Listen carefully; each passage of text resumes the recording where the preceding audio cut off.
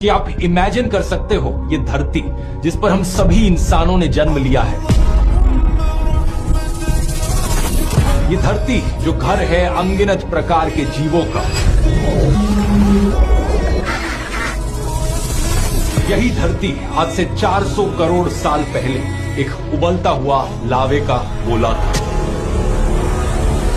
यही नर्क जैसा समय कारण था जिसकी वजह से धरती पर पानी आया। कुछ कॉमेट्स और एस्ट्रॉइड्स जो धरती से टकराते थे उनमें काफी ज्यादा मात्रा मौजूद थी। তাহারা কি ভাবিয়া দেখে না যে আকাশ মণ্ডলীয় পৃথিবী মিশিয়া ছিল ওতপ্রোতভাবে। অতঃপর আমি উভয়কে পৃথক করিয়া দিলাম এবং প্রাণবান সমস্ত কিছু সৃষ্টি করিলাম পানি হইতে। তবু কি উহারা ঈমান আনিবে না? এবং যিনি আকাশ হইতে বাড়ি বর্ষণ করেন পরিমিতভাবে, অতঃপর আমি তদ্বারা সঞ্জীবিত করি নির্জীব জনপদকে। এইভাবেই তোমাদেরকে বাহির করা হইবে। অতএব তোমরা উভয়ে তোমাদের প্রতিপালকের কোন অনুগ্রহ অস্বীকার করিবে? তাহারা কি দেশ ভ্রমণ করে নাই?